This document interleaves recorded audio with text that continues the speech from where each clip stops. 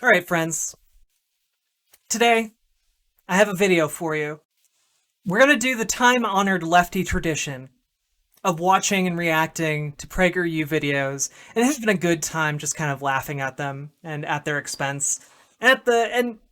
Laughing as a way of masking our tears that large chunks of our country believe the propaganda put out through PragerU is actually a stand-in for real education on any topic.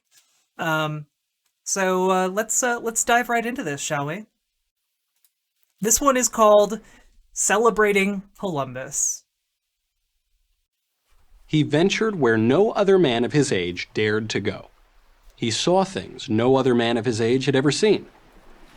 Okay, right off the bat, I do have to say, other people of his age had seen the things that he had seen those things. The men of his age, though, were just on the other side of the Atlantic. They, indigenous to the United States. To them, that was their normal world. So, we need to understand that the video is already biased in favor of, Columbus and the Eastern perspective. The perspective of Europe. Discovered a new world.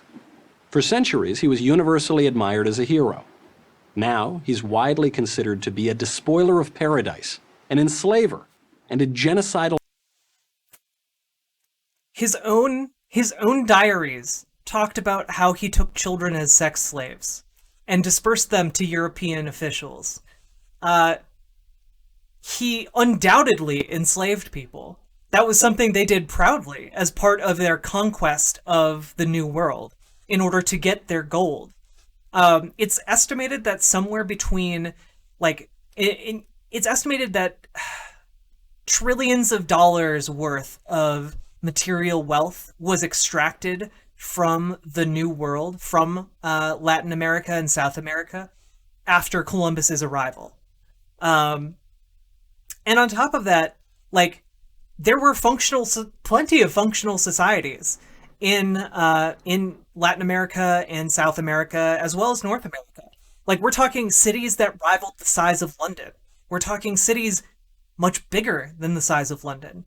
And the reason that a lot of the conquistadors that came after Columbus would have different ideas of what the world looked like was because after Columbus arrived, the population of North and South America declined by estimates of up to 95%. It turns out, by the way, when 95% of your population disappears, your societies tend to be negatively impacted by that.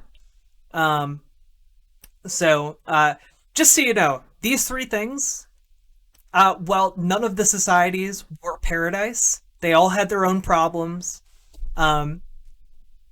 They were destroyed by the population decrease brought on by Columbus. And Columbus undoubtedly enslaved people. And undoubtedly was a genocidal maniac, much like many of the people of his time. Maniac. I'm talking, of course, about Christopher Columbus. So which is true? Is he a hero or a villain? The truth is complicated, as the truth often is, especially... I know that I like to take my history lessons from Michael Knowles, host of the Michael Knowles Show. Now, I don't know what credentials Michael Knowles has. Well, let's just take a quick look, okay? I'm gonna Google real quick. Michael Knowles, American commentator. Let's see.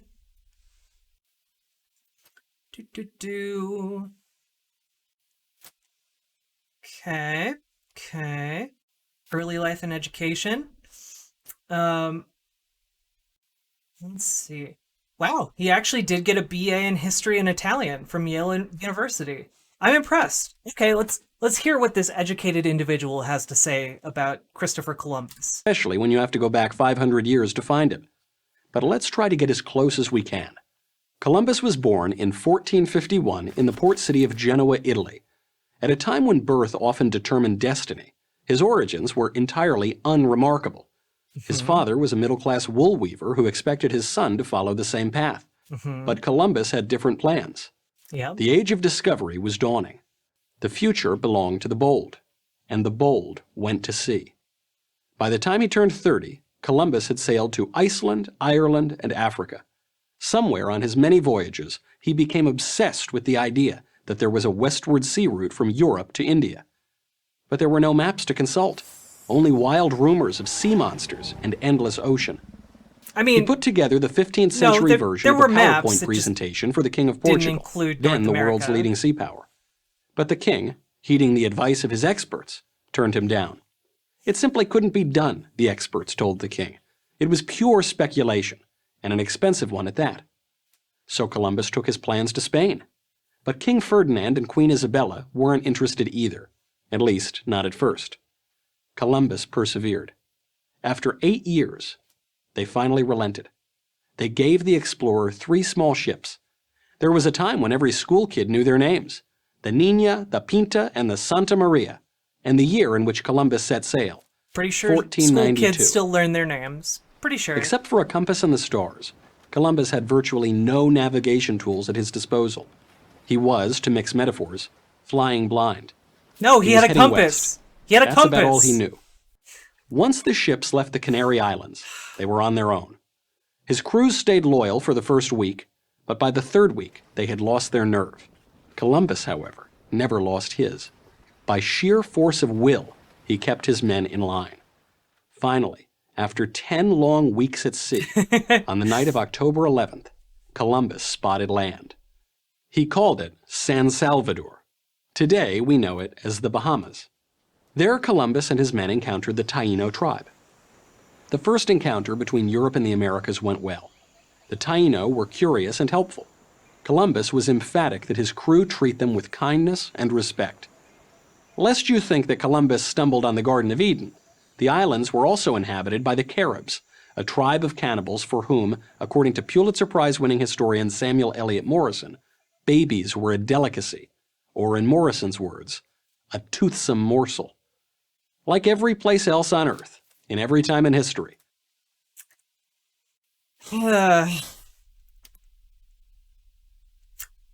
There are so few civilizations that have ever been recorded to have credible accounts of cannibalism that a lot of historians dismiss the anecdotes brought back by sailors, mostly because a lot of the time, like, sailors would say, "We saw dragons!" or "leviathans," or whatever, and it doesn't have any bearing on reality. Most sociologists will probably tell you that, cannibalism, usually not a first recourse, especially not with babies and children, okay?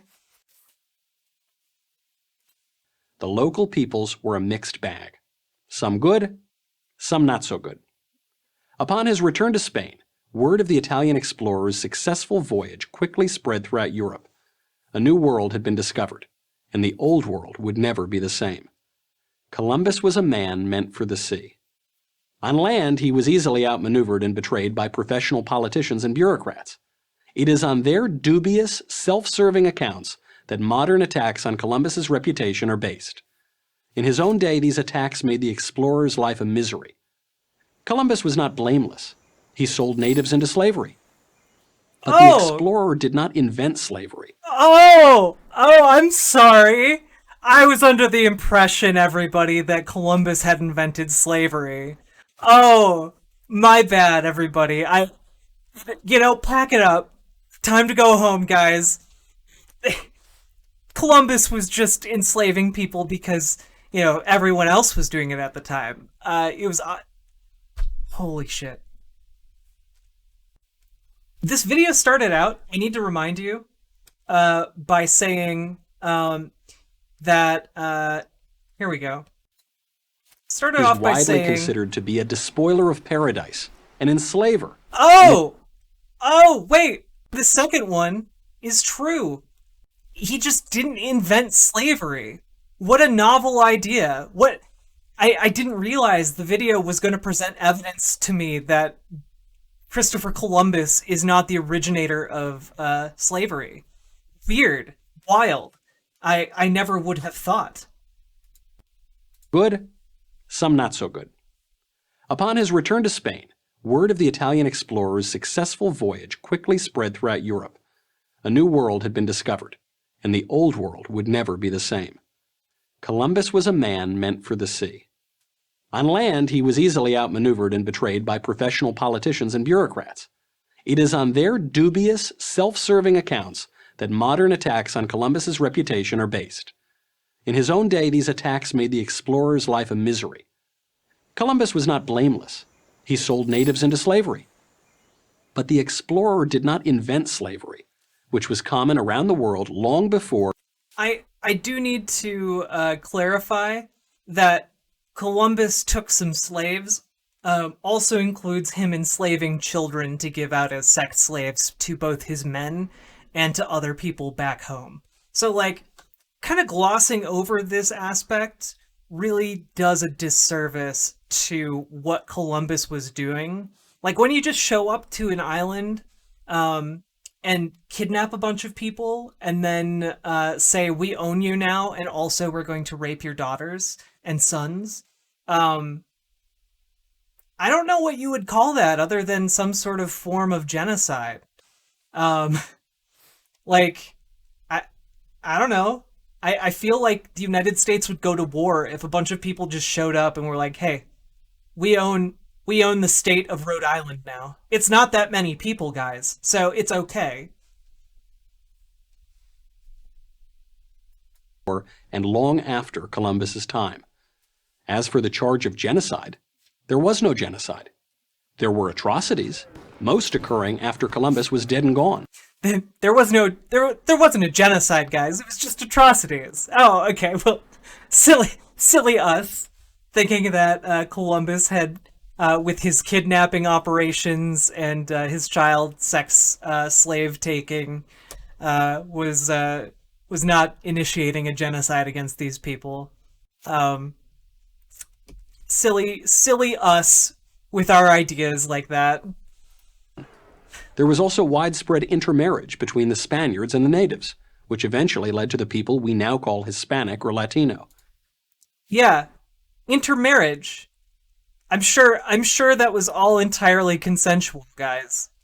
I'm sure that the people who were having, like, who were being kidnapped and enslaved against their will, I'm sure that the women who these men married, the kidnappers and the enslavers, I'm sure that the women who married them were doing it because they were just charmed by their vivacious personalities. Totally into it. They really loved the kidnapping and the child rape. Super okay with it. It's unfair to focus only on Columbus's sins. Oh, it's also sorry, unfair to judge someone who lived 500 years ago by today's standards. But wait. His own assessment of his actions is much more... Wait. We're almost to the end of this video. What was the good thing that Columbus did? Because so far, the story goes that he left Europe and boldly sailed to America and then kidnapped people and, from just records that he himself left at the time, handed out children as sex slaves and forced women to marry his men. I don't know, like, what was the other great good that he did other than, like, stumbling upon a landmass that he would have never been able to miss. Like, revealing. Let those who are fond of blaming and finding fault, while they sit safely at home, ask, why did you not do thus and so? Well, there's a reason why Columbus has so long been celebrated, why so many statues, schools, towns, cities, a national holiday. You know what? If my options are either to boldly go out and enslave people and rape children and, force women into unwanted marriages at the point of a bayonet, you know what? I think I'm okay staying home. I think I am okay sitting home. That might actually be the nobler thing to do, maybe. You know what? I would argue that. I would argue that staying home and not raping is actually a good thing. or enslaving people. Staying home and not enslaving people, good. 2 thumbs up. If you did that today, good on ya. Okay. Um. So An Ivy yeah. League university and even a country bear his name. It's this simple fact. When we celebrate Columbus, we celebrate the arrival of Western civilization to the Western Hemisphere.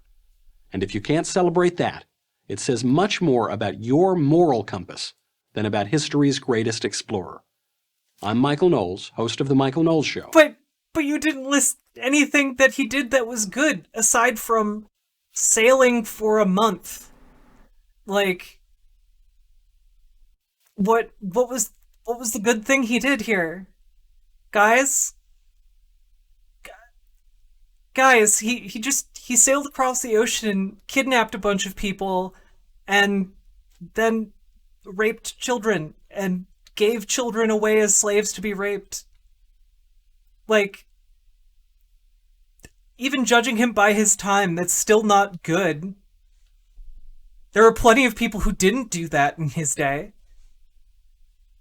I don't know. Seems like this is a real this video didn't present any arguments to me. It's not like he went across the Atlantic and was like, "Hey, let's have an equitable exchange of technology. We'll show you how to make gunpowder. We'll show you, the modern science of medicine."